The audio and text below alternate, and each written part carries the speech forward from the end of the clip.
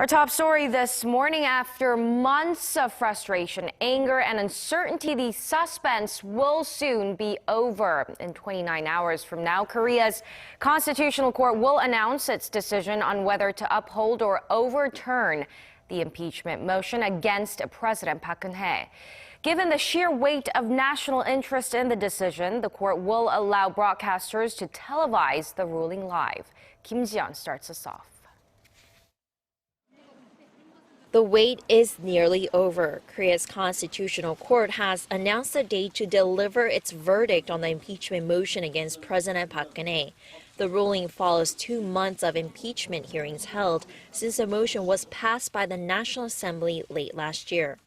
The ruling on the impeachment motion of President Park Geun-hye will be delivered this Friday at 11 a.m. The court official says the announcement could take 2 to 3 hours as the court delivers the opinion of the justices, and it will allow the announcement to be aired live on various media outlets, with the entire nation focused on the verdict. Now that the date has been set, the justices are believed to have reached some sort of agreement. The 8 justices have held daily meetings for nearly 10 days since they heard closing arguments from both legal teams. Regular meetings could continue even though the verdict date has been set, indicating that while the justices may have come to some common ground, there are still many contentious issues they have to address. Since the verdict comes 3 days before the term of interim Chief Justice Ji-yeon is set to end, 6 of the 8 justices have to rule in favor of the impeachment motion for it to be upheld, and Friday's ruling will be final. The day after tomorrow, that is for the decision date, is a little bit earlier than expected, because the court had an option of next Monday, the 13th, before the termination of Justice Lee Jung-mi's office.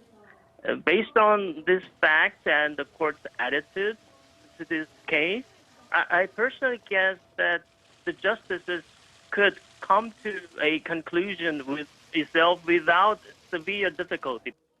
If the court upholds the impeachment motion, President Park will be removed from office, and South Korea will be required to hold a presidential election within 60 days. If the court rejects her impeachment, President Park will be immediately reinstated to serve out the rest of her term, and South Korean voters will head to the polls in December as planned. This Friday will tell us if President Park will be the country's first president ever to be impeached. And if that's the case, she will not be able to run for any state office for the next 5 years, and she could face prosecution because impeachment means that she loses her immunity from criminal trial.